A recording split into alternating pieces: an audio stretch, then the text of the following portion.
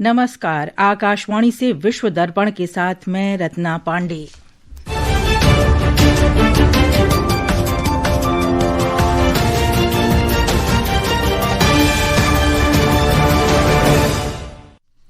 मुख्य समाचार।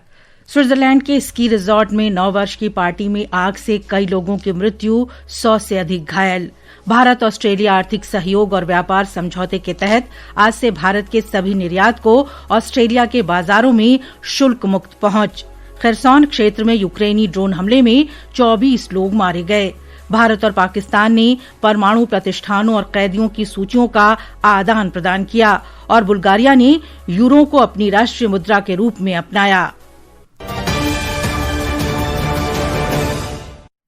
और अब समाचार विस्तार से। स्विट्जरलैंड में नए साल की पूर्व संध्या पर क्रैंस मोंटाना स्की रिजॉर्ट के बार में हुए धमाके और आग लगने से कई लोगों के मारे जाने की आशंका है, जबकि 100 से अधिक घायल हैं। पुलिस ने बताया कि गंभीर रूप से घायलों को सियोन और दूसरे शहरों के अस्पतालों में ले जाया गया। धमाके के बाद बचाव दल, हेलीकॉप्टर और एम्बुलेंस घटनास्थल पर पहुंच गए। अधिकारियों ने बताया कि धमाके के कारणों का पता लगाने के लिए जांच जारी है, लेकिन किसी हमले की संभावना से इनकार किया है। स्विट्जरलैंड के राष्ट्रपति गाई पारमेलिन ने अपना नए साल का संबोधन रद्द कर दिया तथा पीड़ितों और उनके परिवारों के प्रति संवेदना व्यक्त की।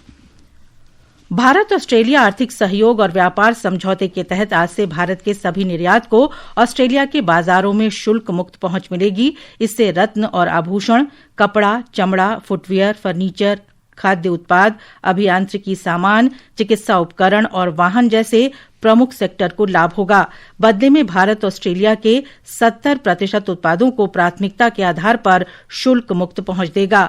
ऑस्ट्रेलिया से आने वाले सामानों में कच्चा माल तथा कोयला, खनिज अयस्क और शराब जैसे उत्पाद शामिल होंगे। वाणिज्य और उद्योग मंत्री पीयूष गोयल ने 29 दिसंबर को ऑस्ट्रेलिया के साथ आर्थिक सहयोग और व्यापार समझौते की तीसरी वर्षगांठ पर यह घोषणा की थी। इस फैसले से भारत के निर्यात और द्विपक्षीय व्यापार को बढ़ावा मिलेगा और दोनों देशों के बीच आर्थिक संबंध मजबूत होंगे। रूस के नियंत्रण वाले खरसौन क्षेत्र में 9 वर्ष की रात्रि में 3 यूक्रेनी ड्रोन से एक कैफे और एक होटल पर हमला किया गया। इस हमले में 24 लोग मारे गए और 50 से ज्यादा घायल हो गए।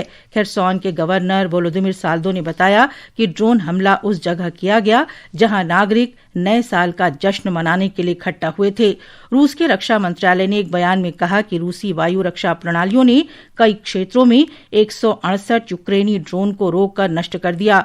ड्रोन हमलों के खतरे के कारण दक्षिणी और मध्य रूस के कई हवाई अड्डे घंटों तक बंद रहे। भारत और पाकिस्तान ने आज परमाणु प्रतिष्ठानों और हिरासत में मौजूद नागरिक कैदियों और मछुआरों की सूचियां साझा की। ये सूची नई दिल्ली और इस्लामाबाद में एक साथ राजनयिक चैनलों के माध्यम से साझा की गई। एक रिपोर्ट। विदेश मंत्रालय ने एक बयान में कहा है कि समझौते के अनुसार दोनों देश प्रत्येक वर्ष 1 जनवरी को एक दूसरे को परमाणु प्रतिष्ठानों और सुविधाओं की जानकारी देते हैं। इस समझौते पर 31 दिसंबर 1988 को हस्ताक्षर किए गए थे और ये 27 जनवरी 1991 से लागू हुआ था। दोनों देशों के बीच इस प्रकार की सूचियों का ये लगातार 35वां आदान प्रदान है। विदेश मंत्रालय ने एक बयान में कहा कि भारत ने अपनी हिरासत में मौजूद 391 नागरिक कैदियों और 33 मछुआरों की सूचियां साझा की हैं। ये पाकिस्तानी हैं या इनके पाकिस्तानी होने का संदेह है। वहीं पाकिस्तान ने अपनी हिरासत में मौजूद 58 नागरिक कैदियों और 199 मछुआरों की सूचियां साझा की हैं, जो भारतीय हैं या जिनके भारतीय होने का संदेह है। मंत्रालय ने बताया कि सरकार के निरंतर प्रयासों के परिणाम स्वरूप 2014 से अब तक पाकिस्तान से 2661 भारतीय मछुआरों और 71 भारतीय नागरिक कैदियों को वापस लाया गया है। इसमें 2023 से अब तक पाकिस्तान से वापस लाए गए 500 भारतीय मछुआरे और 13 भारतीय नागरिक कैदी भी शामिल हैं। विश्व दर्पण के साथ समाचार कक्ष से मोहम्मद जुबैर। ईरान में पिछले 4 दिन से जारी विरोध प्रदर्शन में कल रात सुरक्षा बल का एक सदस्य मारा गया। अमरीकी डॉलर के मुकाबले ईरानी मुद्रा के मूल्य में रिकॉर्ड गिरावट आने के बाद पूरे देश में जबरदस्त विरोध प्रदर्शन हो रहे हैं। ईरानी मीडिया ने आज खबर दी कि मारा गया व्यक्ति ईरान में रिवोल्यूशनरी गार्ड्स की एक शाखा बसीज मिलिशिया का सदस्य था।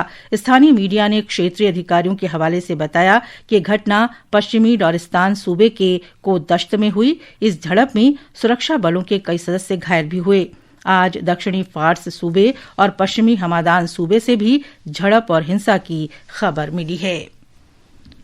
विश्व दर्पण समाचार आकाशवाणी से प्रसारित किए जा रहे हैं। ताजा समाचार जानने के लिए आप हमारे social media handle X @AIR News Hindi को फॉलो कर सकते हैं। विश्व दर्पण में आपका फिर स्वागत है। बुल्गारिया ने नए वर्ष के पहले दिन यूरो को अपनी आधिकारिक मुद्रा के रूप में स्वीकार कर लिया है और यूरो जोन का 21वां सदस्य बन गया है। सुचारू बदलाव सुनिश्चित करने के लिए बुल्गारिया की मुद्रा लेव जनवरी माह तक यूरो के साथ प्रचलन में रहेगी और 1 फरवरी से यूरो देश की अकेली कानूनी मुद्रा बन जाएगी। वर्ष 2007 में यूरोपीय संघ में शामिल होने के बाद से यूरो जोन में शामिल होना बुल्गारिया सरकार की प्राथमिकता थी।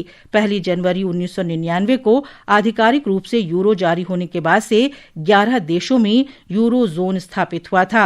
वर्तमान में इस जोन में 27 सदस्य हैं। इनमें से 6 सदस्य स्वीडन, पोलैंड, चेक गणराज्य, हंगरी, रोमानिया और डेनमार्क ने अब तक यूरो नहीं अपनाया है। बांग्लादेश की पूर्व प्रधानमंत्री और आवामी लीग की अध्यक्ष शेख हसीना ने मोहम्मद यूनुस के नेतृत्व वाली अंतरिम सरकार पर भ्रष्टाचार, झूठ और निजी स्वार्थ सिद्ध करने के लिए देश को अंधकार में धकेलने का आरोप लगाया है।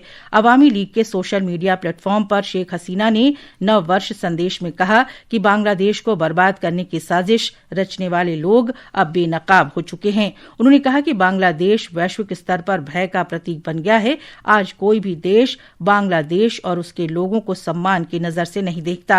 उन्होंने कहा कि विदेशी निवेशकों और दानदाताओं के बीच व्याप्त असुरक्षा और अराजक परिस्थितियों के कारण देश की अर्थव्यवस्था चरमरा गई है। पूर्व प्रधानमंत्री ने कहा कि बांग्लादेश की विशिष्ट पहचान और पाकिस्तान के विरुद्ध 1971 के मुक्त युद्ध की विरासत आज सवालों के घेरे में है। उन्होंने कहा कि उनकी सरकार ने वैश्विक मंच पर देश को सम्मानजनक स्थान दिलाने के लिए अथक प्रयास किए थे।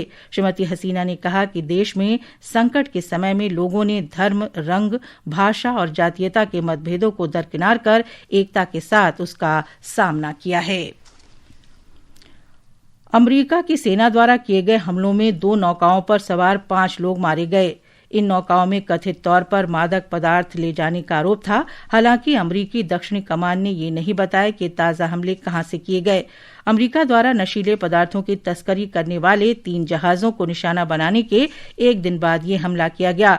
ट्रंप प्रशासन ने इन कार्रवाइयों को कथित तस्करों के साथ एक गैर अंतर्राष्ट्रीय सशस्त्र संघर्ष बताया है।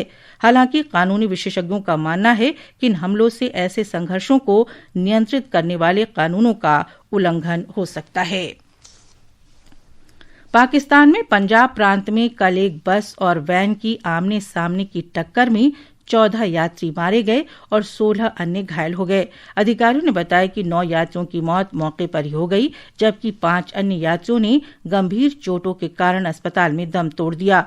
पशु चिकित्सा विश्वविद्यालय के विद्यार्थियों को एक खेल स्पर्धा के लिए लाहौर ले जा रही ये बस झांग जिले में एक वैन से टकरा गई। अफगानिस्तान के राष्ट्रीय आपदा प्रबंधन प्राधिकरण के प्रवक्ता ने कहा है कि पिछले 3 दिनों में तेज बारिश और बर्फबारी के कारण अफगानिस्तान के कई इलाकों में अचानक बाढ़ आ गई। इसमें 17 लोगों की मौत हो गई और 11 घायल हो गए।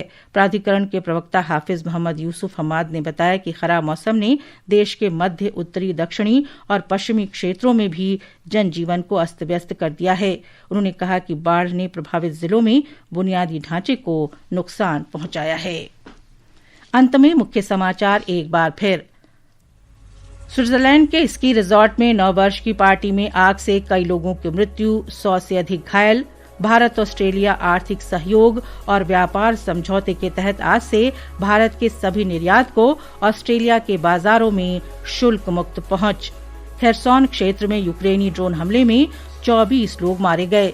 भारत और पाकिस्तान ने परमाणु प्रतिष्ठानों और कैदियों की सूचियों का आदान प्रदान किया और बुल्गारिया ने यूरो को अपनी राष्ट्रीय मुद्रा के रूप में अपनाया। इसके साथ ही विश्व दर्पण का ये अंक समाप्त हुआ। नमस्कार।